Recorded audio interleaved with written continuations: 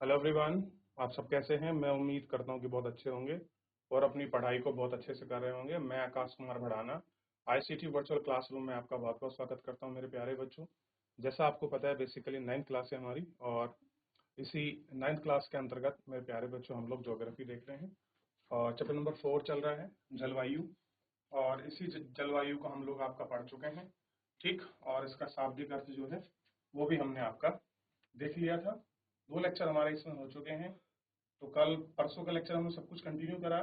कल हम लोग आपका जलवायु को नियंत्रण करने वाले कारक में हम लोग अक्षांश, ऊंचाई, इन सब के बारे में आपका पढ़ चुके थे। एयर प्रेशर कैसे काम करती है, उसे उसमें जो आपका कोरलेस बल है वो कैसे आपका प्रभावित होता है, ऋतु कैसे होती हैं, शीत ऋतु क्या है, ठीक है, और ग्रीष्म ऋतु, ये सारे ऋतु क्या है, इन सबको हम लोग आपका देखते हैं, ठीक है।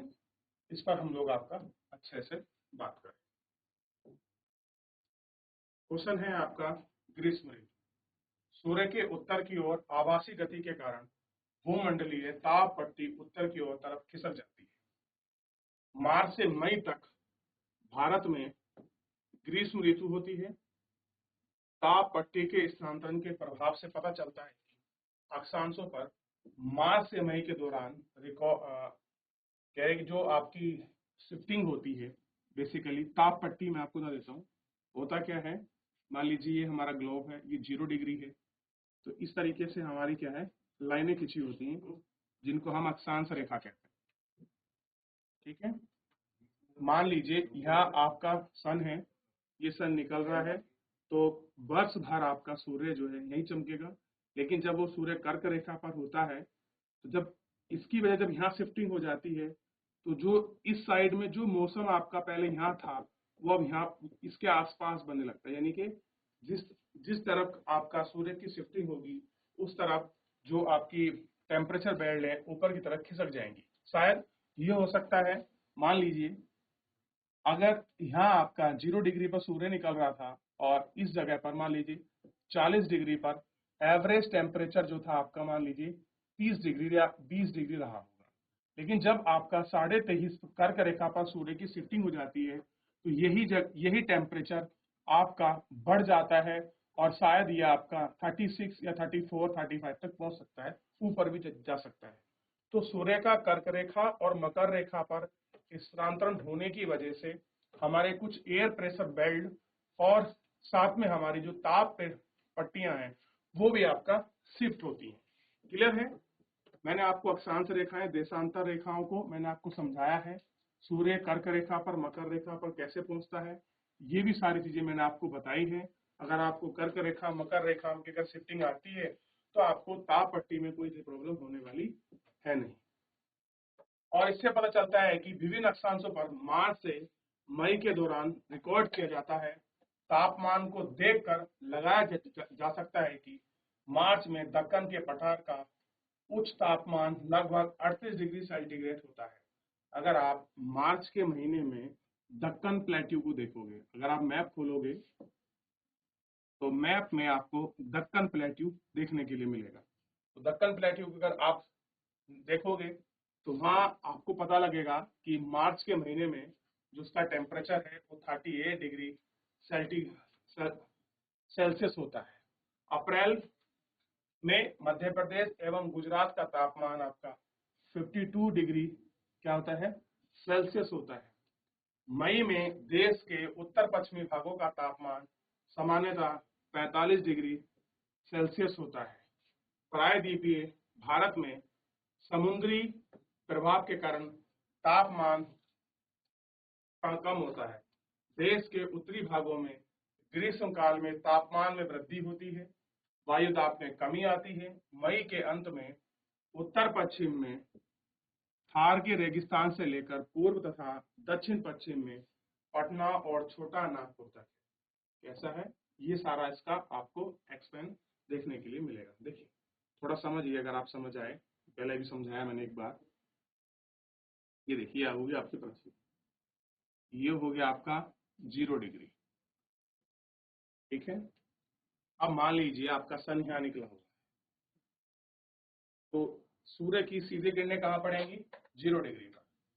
तो अगर मैं आपसे पूछूं तो सबसे ज्यादा पूरी पृथ्वी पर इस समय टेम्परेचर कहाँ पर होगा, तो आप ये कहेंगे सर जहां पर सूर्य की किरणें सीधी पड़ेंगी तो ये वो जगह होगी जहां पर सन का टेम्परेचर सबसे ज्यादा होगा। और आपने देखा होगा जो जितनी भी हमारे भूमध्य रेखा के पास के या ऊपर जो भी देश आते हैं वहां पर आप टेम्परेचर अधिक पाएंगे। और यहाँ क्या होती है, हमेशा 2 बजे के बाद आपकी वर्षा होती है। क्लियर है, क्योंकि सन निकलता है सीधा इनके ओवरहेड होता है, ओवरहेड होता है तो पूरा टेम्परेचर इनके पास पड़ता है। टेम्परेचर यहाँ अगर आपका रहेगा तो अगर वो आपका वाटर बॉडी पे पड़ेगा तो वाटर बॉडी को क्या करेगा, जलवाष्प के रूप में कन्वर्ट करेगा। और जब आपका किसी सरफेस किसी पर आपका सूर्य की किरणें पड़ती है तो उसमें वाटर बॉडी को वो क्या करता है, वाष्प बनाकर ऊपर उठा देगा। एक समय होगा, एक टाइम जाएगा कि ऊपर जाकर सारी आपकी जलवाष्प आपस में मिल जाएगी और कंडेंसेशन यानी कि संघनन करेगी। और संघनन करने के बाद क्या होगा आपका, फिर आपकी वर्षा हो जाएगी। क्लियर है। और इन्हीं क्षेत्रों में उच्च टेम्परेचर मिलता है। अच्छा, जिस तरफ सूर्य की किरणें वो आपकी तिरछी पड़ेंगी तो सूर्य की किरणें वो आपका तिरछी पड़ने की वजह से ही यहाँ क्या होगा, यहाँ का जो तापमान है वो क्या होगा, आप देखेंगे वो तापमान आपका कम होगा और इक्वेटर पर क्या होगा, तापमान ज्यादा होगा। पोलर एरिया में क्या होगा, तापमान कम होगा, क्योंकि यहाँ क्या होता है, सूर्य की किरणें आपकी तिरछी पड़ती है। तो जहां पर सूर्य की किरणें आपकी तिरछी पड़ती हैं वहां टेम्परेचर कम होता है। और आप जानते हैं कि टेम्परेचर व्युत्क्रमानुपाती होता है किसके, सॉरी दाब, जो दाब होता है वो किसके होता है, तापमान की व्युत्क्रमानुपाती होता है, आपने पढ़ा होगा। तो जहां पर आपका टेम्परेचर हाई होता है वहां पर जो दाब है वो क्या होता है, आपका कम होता है। और जहां आपका टेम्परेचर कम होता है वहां प्रेशर हाई होता है। और यही कारण है जो मैं कल आपको बता रहा था कि जो हवाएं हैं हाई प्रेशर से लो प्रेशर की तरफ चलती हैं। आप देखिए, आप बहुत अच्छे से महसूस करते हैं जब पर्वतीय क्षेत्रों में बर्फ पड़ती है तो टेम्परेचर क्या हो गया बच्चों, कम हो जाता है। और ऐसे में प्रेशर कैसी होती है, हवा ठंडी ठंडी हवाएं चलने लगती है ना अचानक से बहुत तीव्र। वो क्यों होता है, क्योंकि टेम्परेचर कम होने की वजह से प्रेशर जो है आपका बढ़ जाता है। क्लियर है। जहां पर टेम्परेचर अधिक होगा वहां प्रेशर आपका क्या रहेगा, कम रहेगा। तो हवा कहां से कहां चलेगी, high pressure to low pressure की तरफ आपका चलेगी। ये मैंने आपको कल भी बताया था। अच्छा, अब देखिए ये कंडीशन हो गई। दूसरा कंडीशन में आप समझिए,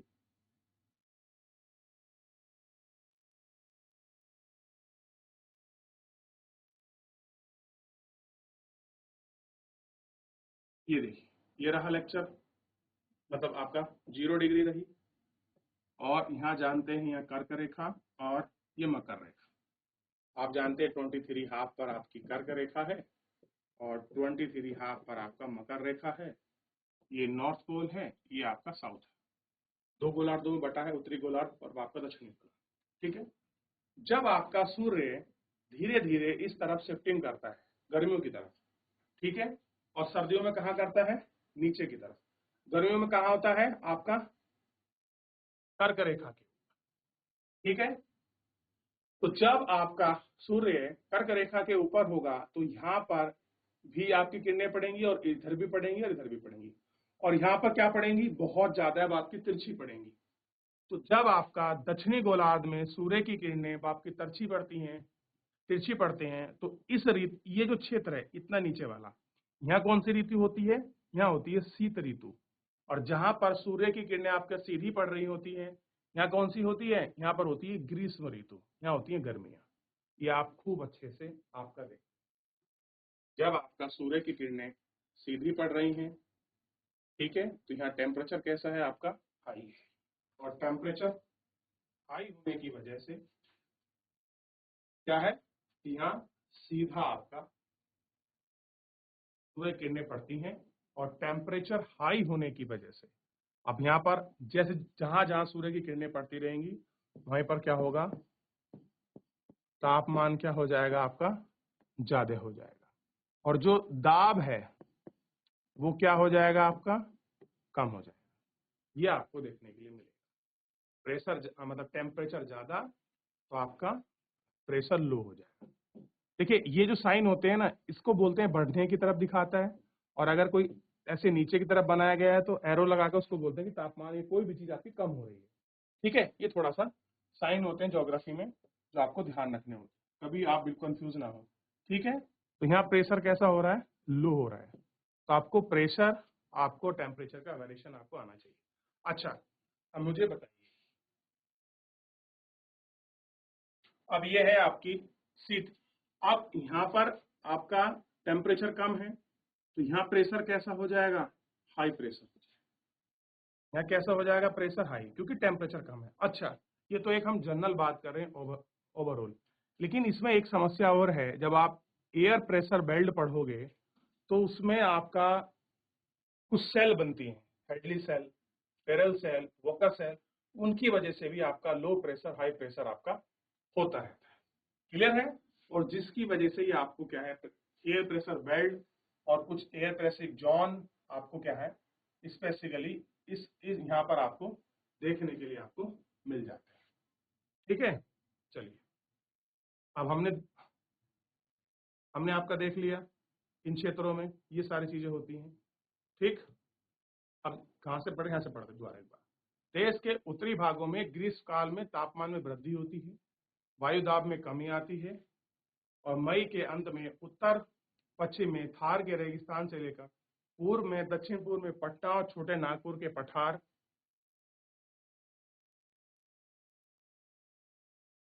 का दाब कम लंबवत क्षेत्र में उत्पन्न होता है। पवन का परिसंचरण इस गति के चारों ओर वाप के प्रारंभ होता है। लू ग्रीष्म काल का एक प्रभावी लक्षण है। ये धूल भरी, गर्म और शुष्क पवनें होती हैं जो एक दिन के समय उत्तर भारत और पश्चिमी क्षेत्रों में चलती हैं। कभी कभी ये देर शाम तक जारी रहती हैं। इस हवा का सीधा प्रभाव घाव का भी होता है। उत्तरी भारत में मई का महीना के दौरान सामान्यतः धूल भरी आंधी आती हैं।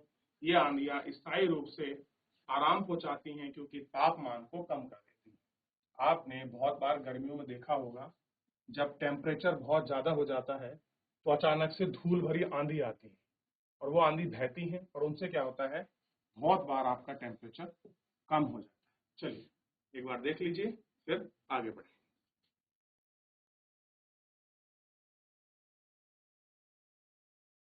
इन्हें कुछ समझना है, इसमें देखिए। अब देखिए, वर्षा ऋतु या मानसून का आगमन जून के प्रारंभ में उत्तर महीने में निम्न दाब की अवस्था तीव्र हो जाती है। दक्षिणी गोलार्ध की व्यापक पवनों को आकर्षित करती है। ये दक्षिणी पूर्वी व्यापारिक पवनें दक्षिणी आपका दक्षिणी समुद्र उपोष्ण कटिबंधीय क्षेत्र को उत्पन्न करती हैं।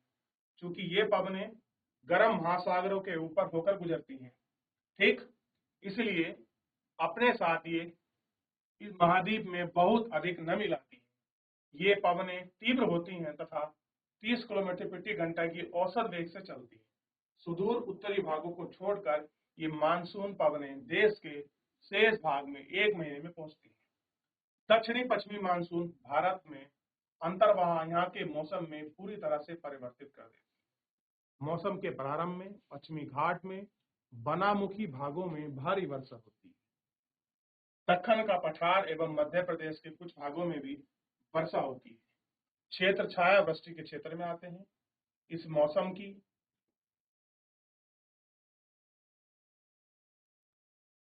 अधिकतर वर्षा देश के उत्तर भागों में होती है। खासी पहाड़ियों के दक्षिण श्रृंखला में स्थित मानसेराम विश्व में सबसे अधिक औसत वर्षा प्राप्त होती है। मानसेराम क्या है, सबसे अधिक जो है यहाँ पर आपका वर्षा प्राप्त होती है पूरे विश्व में। ध्यान रख लीजिए कि विश्व में सबसे अधिक वर्षा कहाँ पर। गंगा घाटी में पूर्व से पश्चिम की ओर वर्षा की मात्रा घटती जाती है। कैसी है, गंगा की घाटी में पूर्व से पश्चिम की ओर वर्षा की मात्रा घटती जाती है। राजस्थान एवं गुजरात के कुछ भागों में बहुत कम वर्षा होती है।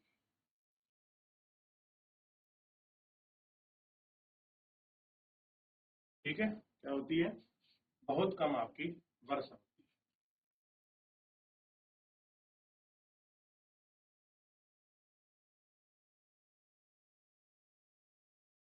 मानसून से संबंधित एक अन्य परिघटना वर्षा में विराम है। आप देखते होंगे कि एकदम वर्षा होती है, फिर कुछ समय के लिए वर्षा में गैप हो जाता है, फिर दोबारा वर्षा होती है, इसी को बोलते हैं विराम। इस प्रकार इसे आर्द्र एवं शुष्क दोनों तरह के अंतराल होते हैं। दूसरे शब्दों में मानसूनी वर्षा एक ही समय के कुछ दिन तक होती है, एक ही दिनों में कुछ दिन तक होती है। इनमें वर्षा रहित अंतराल भी होता है। मानसून में आने वाली विराम मानसूनी गर्त की गति संबंधित होती है। विभिन्न कारणों से गर्त एवं इसका अक्ष उत्तर या दक्षिण की ओर खिसकता रहता है। इसके कारण वर्षा का स्थानिक वितरण सुनिश्चित होता है। जब मानसून गर्त में अक्ष मैदान के ऊपर होता है तब इन भागों में अच्छी वर्षा होती है। दूसरी ओर जब हम हिमालय अक्ष के समीप चलते हैं, जब मैदान लंबे समय तक शुष्क और अवस्थित रहते हैं तथा हिमालय की नदियों में तो पर्वतीय जल ग्रहण में कोई विस्तृत वर्षा नहीं होती। इस भारी वर्षा के कारण मैदानी क्षेत्र में विनाशकारी बाढ़ आती है। कैसी आती है? विनाशकारी आपका बाढ़ आती है। ठीक है, क्या आती है? विनाशकारी बाढ़ आती है एवं जान माल की भारी क्षति होती है। कैसी होती है? जान माल की भारी क्षति होती है। तीव्र एवं आवर्ती भी मानसूनी वर्षा की मात्रा एवं समय को निर्धारित करती है। जो मानसूनी वर्षा है, मात्रा को और समय को, दोनों चीजों का आपका निर्धारित करती है। यह निम्न वायुदाब का क्षेत्र बंगाल की खाड़ी के ऊपर बनता है। होता क्या है? निम्न एयर प्रेशर है, बंगाल की खाड़ी के ऊपर बनता है। अब देखिए, यहां हो गया लो प्रेशर, यहां हो गया हाई। तो कैसे चलेंगी हवा? इस तरफ को चलेगी। और आप जानते हैं कि हवाओं की दिशा अब किस प्रकार निर्धारित होती है, यह आपने इसमें देख लिया। यह गर्त निम्न वायुदाब के मानसून गर्त के अक्ष के अनुसार होता है। मानसून को इसकी अनिश्चितताओं के लिए जाना जाता है। शुष्क एवं आर्द्र स्थितियों की तीव्र, आवर्ती एवं समय काल में विभिन्नता होती है। इसके कारण एक ही भाग में बाढ़ आती है, दूसरा भाग में सूखा पड़ जाता है। इसका आवागमन वापसी प्राय अव्यवस्थित होती है। इसलिए कभी कभी देश भर के किसान भी कृषि कार्यों को व्यवस्था कर देती है। अचानक से बारिश आ गई, बाढ़ आ गई और कहीं पर सूखा पड़ गया, तो आप देखते हैं सूखे से भी समस्या हो जाती है। आप जानते हैं कि विदर्भ वाला जो क्षेत्र है और जितने प्लेट्यू रीजन में, इनमें बड़ी समस्या पैदा हो जाती है। कृषि का आपका यहाँ बड़ी समस्या का सामना करना पड़ता है कृषि को लेकर। तो ये सारी समस्या यहाँ पर खड़ी होती हैं, क्योंकि शुष्क आर्द्र क्षेत्र हैं, कहीं पर भूमि टेम्परेचर, कहीं बाढ़, सूखा, ये सारी चीजें हमको देखनी है। तो मेरे प्यारे बच्चों, फिलहाल आज के इस लेक्चर में इतना ही। मिलते हैं नेक्स्ट लेक्चर में। तब तक अपना ध्यान रखिए, स्वस्थ रहिए, अपनी पढ़ाई को बहुत अच्छे से करते रहिए। मुझसे जुड़ने के लिए आपका बहुत बहुत धन्यवाद।